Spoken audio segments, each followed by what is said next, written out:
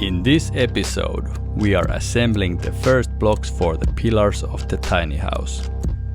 And disclaimer, I'm not an expert outdoor builder, so take what resonates and leave the rest. I think this is pretty solid video to say for entertainment purposes only.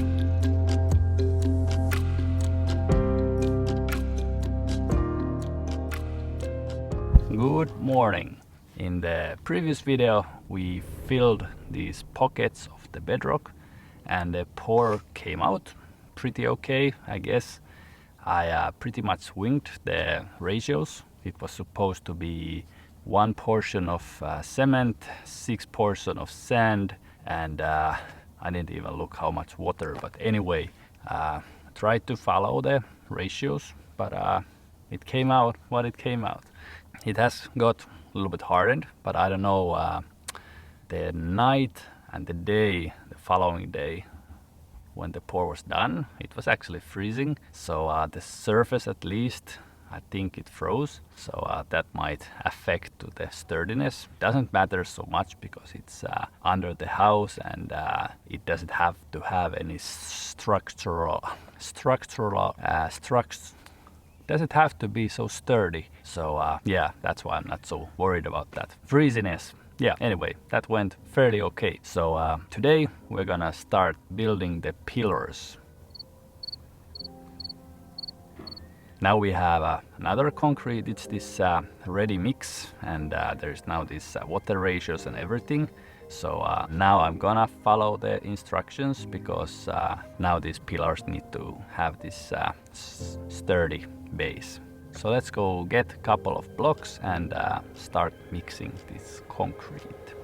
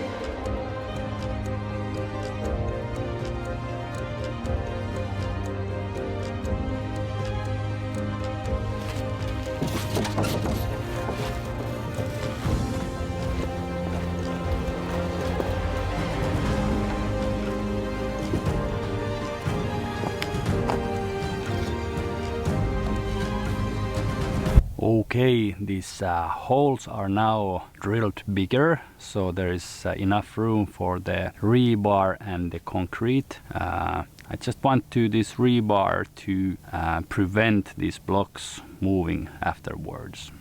Although this bedrock is quite rough, so it makes this mechanical adhesion, and then there's this rebar in this maybe 4-inch hole with concrete, and I'm also gonna a little bit try to brush this concrete to the surface of the bedrock to make also this even a little bit this chemical adhesion. I don't know if it makes any difference, but at least then I have tried. So yeah, anyway, I just picked up this 6 meter long, I don't know what that's called anyway, but let's say a stud. It's this veneer kind of structural wood. Now I said it right, maybe. Yeah, I just picked up the stud to align those blocks. I could have used a line or something else, but I always prefer to have some sturdy things when I have to align stuff, like levels or lumber or whatever. I don't so much prefer lines. That's whole another story. Yeah, those are like roughly lined now. And now we're gonna start mixing this pre-mixed concrete from the bags and start assembling the first blocks. This is interesting.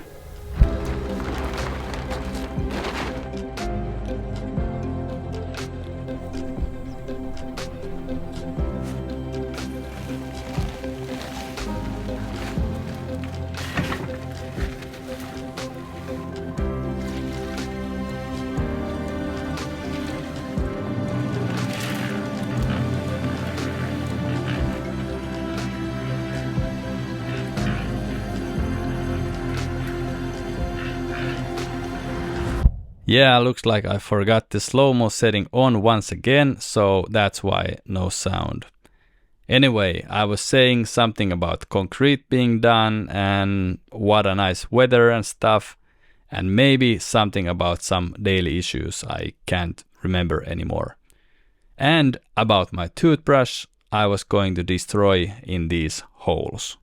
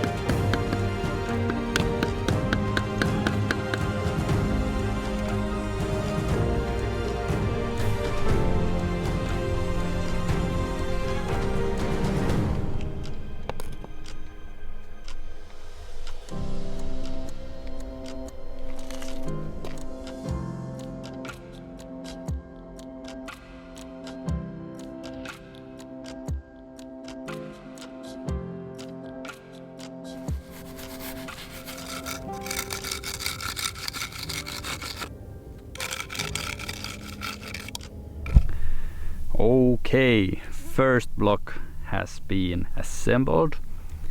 It didn't come out like perfect, but it's good enough for our purposes. I noticed the concrete started to fall off on this one side, and I tried to push it back in later.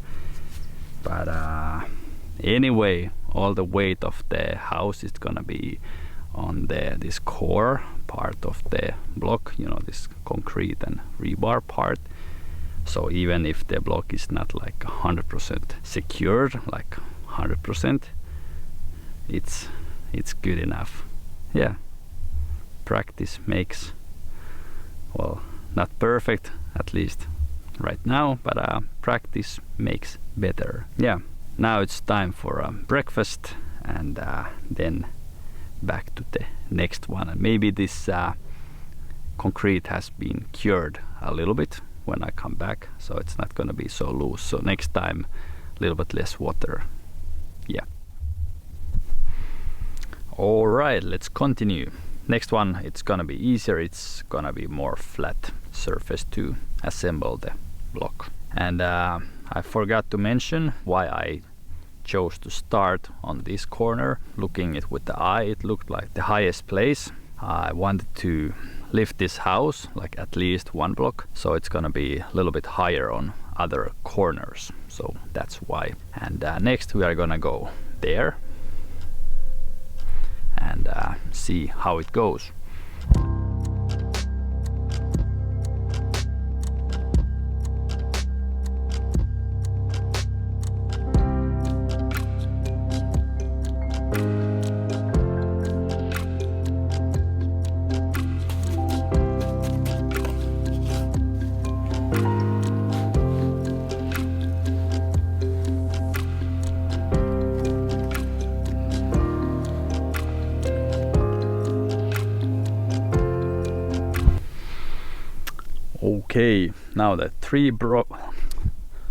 Okay, now three blocks are assembled, and then it's time for the fourth one. And this one is actually pretty tricky because bedrock is really badly in an angle. Let's see in what kind of solution I end up.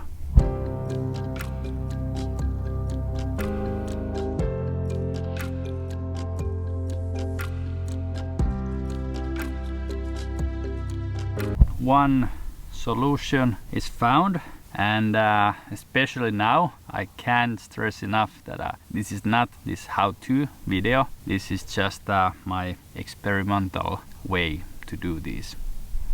I'm not professional block assembly person. I am a professional renovate kind of person. This outside work, it's not my specialty, not at all. So most of the time I'm just like winging it. I have some idea how things should be done. They are not meant to be like structural rocks or anything, because I believe that the main pressure will be... Just a second, phone is ringing. They are just helping to keep the concrete not falling all over the place. But let's see how it works. I believe and I hope and everything that rebar and concrete core, that's what's gonna be the essence of sturdiness. Yeah, so yeah, whatever. Concrete is ready, and let's start pouring and let's see what happens.